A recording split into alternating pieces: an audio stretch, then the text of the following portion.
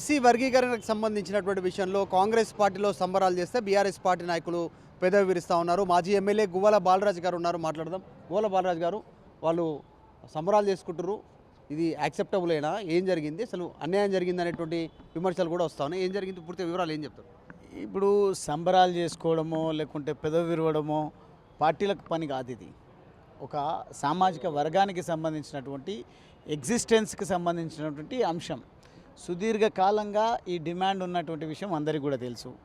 Supreme court 7 మందితో కూడిన ధర్మాసనం ఇచ్చినటువంటి తీర్పులో 6 మంది పూర్తిగా ఏబిసిడి కేటగరైజేషన్ కోసం అనుకూలంగా తీర్పునివ్వడంతో పాటుగా పూర్తి స్థాయి స్వేచ్ఛను రాష్ట్రాలకు ఇచ్చినాయి.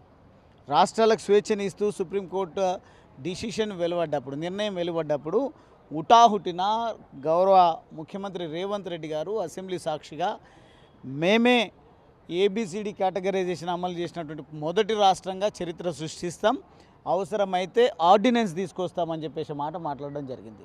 కానీ ఈరోజు చాలా నెలలయ్యింది ఈ మాట మాట్లాడి కూడా. ఒక పక్క ఉద్యోగాల నియామకాలు జరిగిపోతున్నాయి, నోటిఫికేషన్స్ అయిపోతూ ఉన్నాయి, కానీ ఇప్పటి వరకు దానిపైన స్పష్టత లేకపోగా నిన్న హుటాహుటిన అసెంబ్లీ సమావేశం ఏర్పాటు చేసి మధ్యాహ్నం వరకు ఈ క్యాబినెట్ సమావేశం పెట్టుకొని అసెంబ్లీకి వచ్చి తూతూ మంత్రంగా నిర్ణయాన్ని ప్రకటించి ఈరోజు వారి భజన పరుల ద్వారా జేజేలు కొట్టించుకుంటూ ఈరోజు ఏదైతే సామాజిక వర్గం ఎగ్జిస్టెన్స్ కోసం పోరాటం చేయడం జరిగిందో ఆ సామాజిక వర్గం అంతర్మదనంలో పడిపోయింది. ఏం జరుగుతుంది ఇక్కడ అర్థం కానటువంటి పరిస్థితి.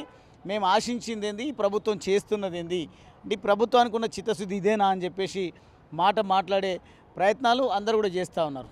మేమేదో రాజకీయాల్లో ఉన్నాం, ప్రజాసేవలో ఉన్నాం, చట్టసభల్లో 10 సంవత్సరాల పాటు నేను శాసనసభ్యుడిగా ఉండి ప్రజలకు సేవను అందించిన నేను ఒక సామాజిక వర్గం గురించి మాట్లాడుకోవడానికి కారణం ఏంటి అంటే, తెలంగాణ రాష్ట్ర ఏర్పాటు కూడా ఏ ఒక్క వర్గానికో సంబంధించింది కాదు. తెలంగాణ రాష్ట్రం నిజంగా కొంతమందికి అవసరం లేకపోవచ్చు, ఎందుకంటే ఆంధ్ర పెట్టుబడిదారులకు, ఆంధ్ర వ్యాపారవేత్తలకు వారు మోకరిల్లినటువంటి సందర్భం, వారి వల్లనే ఆర్థికంగా పరిపుష్టి సాధించి ఉండొచ్చు బ్రోకరిజం చేసి. కానీ అటువంటి వాళ్ళకి తప్పిస్తే మిగతా ప్రతి ఒక్కరు కూడా తెలంగాణ రాష్ట్ర ఏర్పాటు అనేది ఒక సామాజిక న్యాయం కింద భావించి అందరూ కూడా చేయుతనివ్వడం జరిగింది. అదే మాదిరిగా ఏబిసిడి కేటగరైజేషన్ విషయంలో కూడా ప్రతి పొలిటికల్ పార్టీ కానీ ప్రతి ఒక్కరు కూడా అనుకూలము అని మన ముఖ్యమంత్రి గారు కూడా అదే విధంగా మాట్లాడుకుంటూ నేనే పెద్ద మాదిగను అనే మాట మాట్లాడడం జరిగింది. కానీ తీరా చూస్తే ఏమైంది, మాదిగలకు దక్కాల్సినటువంటి 11% రిజర్వేషన్ను 9% కుదిస్తూ కొంతమందికి ఫోన్లు చేసినట్టుగా కూడా నాకు సమాచారం ఉంది. ముఖ్యమంత్రి గారు నిన్న ఉదయం నేను ఇంకా 4 సంవత్సరాలు నేనే ఉంటా కదా, ఈ 9కి ఒప్పుకోండి, సంబరాలు చేయండి, నిర్ణయం వెలువడ్డెంబడే, మిగతాది నేను వచ్చిన తర్వాత ఇంకా ఈ 4 సంవత్సరాల కాలంలో నేను చేస్తా అంటే, ఇది మీరు నడిపిస్తున్నటువంటి వ్యాపారమో లేకుంటే మీరు నడిపిస్తున్నటువంటి పొలిటికల్ పార్టీ వ్యవహారమో కాదు. చట్టసభల్లో ఒక నిర్ణయం వెలువడ్డ తర్వాత మళ్ళీ ఇంకో నిర్ణయం రావాలంటే అంత ఈజీ కార్యక్రమం కాదు అది.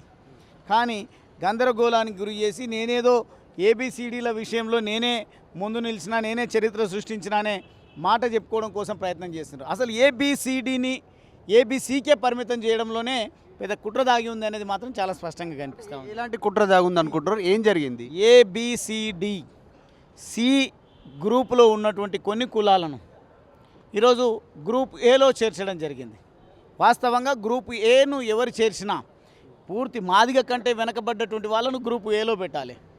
అప్పటికే గ్రూప్ సిలో ఉన్నటువంటి కొన్ని కులాలను అవసరం అనుకుంటే డి కేటగిరీలో పెట్టాలి. కానీ తీసుకొచ్చి ఏ కేటగిరీలో పెట్టడం జరిగింది. ఒకవేళ మేము మాట్లాడినట్టయితే మాదిగ సామాజిక వర్గానికి సంబంధించినటువంటి వాళ్ళు ఎవరు మాట్లాడినా ఏ గ్రూపులో ఉన్నటువంటి కొంతమంది కొన్ని కులాలు అఫెండ్ అయ్యేటువంటి ప్రమాదం ఉంది.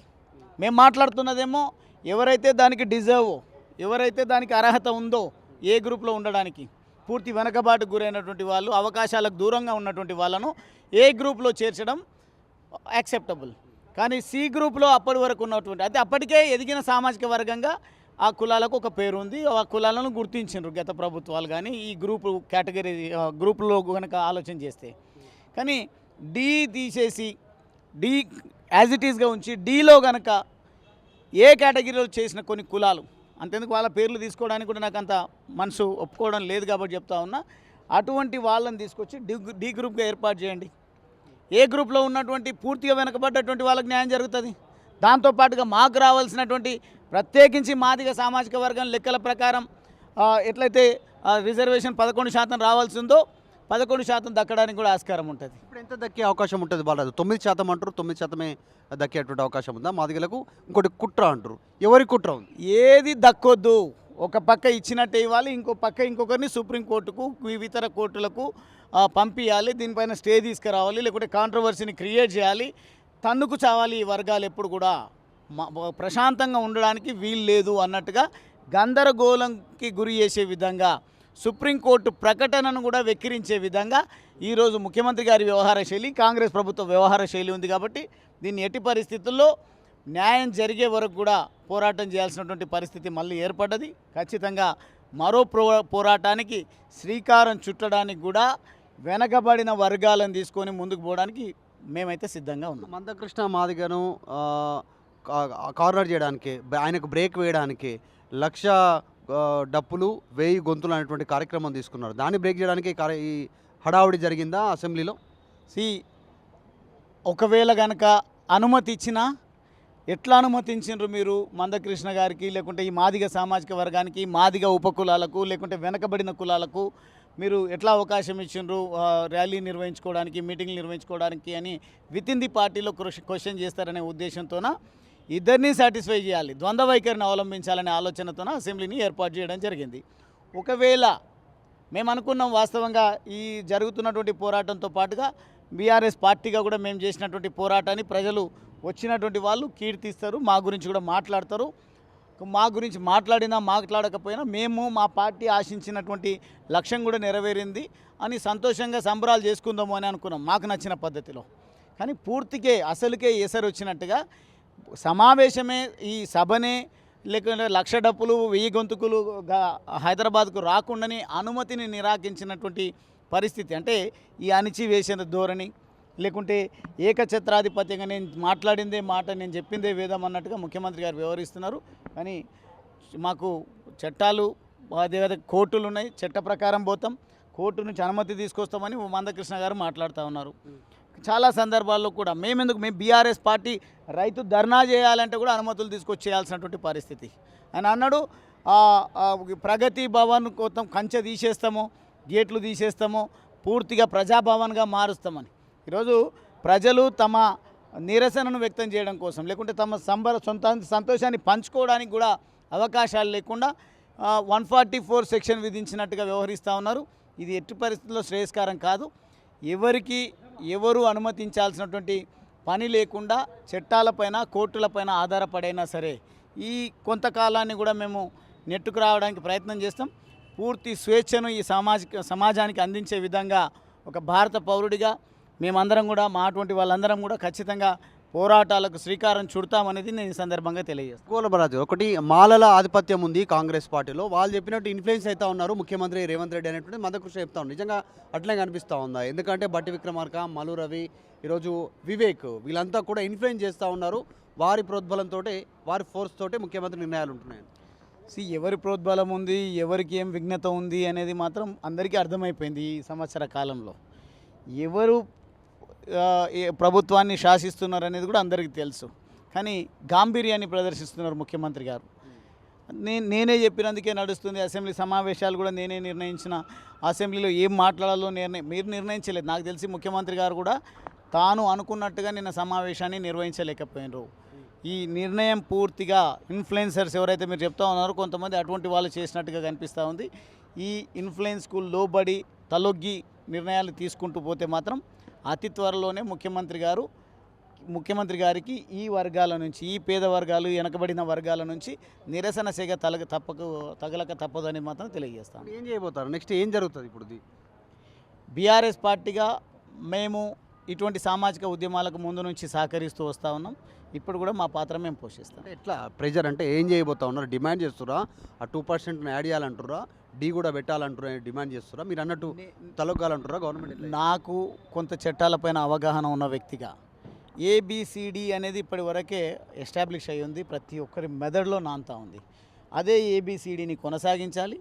సిలో ఉన్నటువంటి కేటగిరీ కొన్ని ఎదిగిన సామాజిక వర్గాల గురించి ఏదైతే మాట మాట్లాడినో వాళ్ళను డీలో చేర్చండి కావాలంటే. కానీ వాళ్ళని తీసుకొచ్చి అప్పుడే ఎదిగిన సామాజిక వర్గాలుగా ముద్రపడ్డ వాళ్ళను పూర్తిగా వెనకబడ్డటువంటి కేటగిరీగా భావించినటువంటి ఏ కేటగిరీలో చేర్చడం అనే సబబు కాదు. ప్రెస్టేజ్కి పోకుండా, ఈగోస్కి వెళ్లకుండా పూర్తిగా ఏబిసిడిని పెట్టండి. మాదిగలకు దక్కాల్సినటువంటి 11% దక్కే విధంగా చేయండి. మాదిగల కంటే వెనకబడ్డటువంటి వాళ్ళను అదనంగా వాళ్ళకు రిజర్వేషన్ అందే విధంగా, వాళ్ళ దామాషా ప్రకారం అందే విధంగా ఏ కేటగిరీని పూర్తి వెనకబాటు తరానికి గురైనటువంటి వాళ్ళకే ఏ కేటగిరీని నిర్ణయించాలని ఏ కేటగిరీలో పెట్టారంటున్నారు? ఆ ఏ కేటగిరీలో పెట్టినటువంటి వాళ్ళ వల్ల నష్టపోయేటువంటి వాళ్ళు ఎవరు? యాక్చువల్గా నష్టపోయేటువంటి వాళ్ళు ఎవరు? మాదిగ సామాజిక వర్గం నష్టపోతుంది. మాదిగ సామాజిక వర్గంతో పాటు ఏబిసిడీల కోసం పోరాటం చేసినటువంటి బుడగ జంగాలు కానీ, డక్కలు కానీ, ఇంకా అటువంటి చాలా సామాజిక వర్గాలు ఎవరైతే ఉన్నారో ఉపకులాలుగా ఏబిసిడి కేటగరైజేషన్ కోసం పనిచేసినటువంటి వాళ్లకు న్యాయం జరగాల్సినటువంటి అవసరం ఉంది. దానివల్ల వాళ్లకు మాదిగ సామాజిక వర్గానికి కూడా నష్టం జరిగేటువంటి ప్రమాదం ఉంది. ఫ్యూచర్లో మందకృష్ణ ఒకవేళ స్టెప్ తీసుకుంటే దానికి మద్దతు ఇస్తారా? మందకృష్ణనే కాదు, మీరు ఏ పోరాటానికి శ్రీకారం చుట్టినా అది సామాజిక స్పృహతో చేసింది అయితే మాత్రం మీకు కూడా మద్దతు ఇస్తాం. రైట్. ఇది వర్గీకరణకి సంబంధించినటువంటి విషయంలో జరిగినటువంటి దాన్ని ఒప్పుకునేటువంటి విషయం లేదు. ఆల్రెడీ ఆర్థికంగా, సామాజిక పరంగా మిగతా అన్ని రంగాలలో లాభపడినటువంటి వారు, ఆర్థికంగా ముందున్నటువంటి వారు, వాళ్ళని తీసుకొచ్చి ఏ కేటగిరీలో పెట్టడాన్ని నిరసిస్తున్నామని చెప్తా ఉన్నారు. మరొక పోరాటానికి సిద్ధం కావాల్సినటువంటి సిచ్యువేషన్ ఉంది అనేటువంటిది గువ్వల బాలరాజు మాజీ ఎమ్మెల్యే, అచ్చంపేటకి సంబంధించినటువంటి ఎమ్మెల్యే చెప్తా ఉన్నారు. మాజీ బీఆర్ఎస్ ఎమ్మెల్యే. ప్రపంచంలో ఏ మూల ఏ క్షణం ఏం జరుగుతుందో వేగంగా తెలుసుకోవడానికి తొలి వెలుగు వాట్సాప్ ఛానల్ని ఫాలో చేయండి.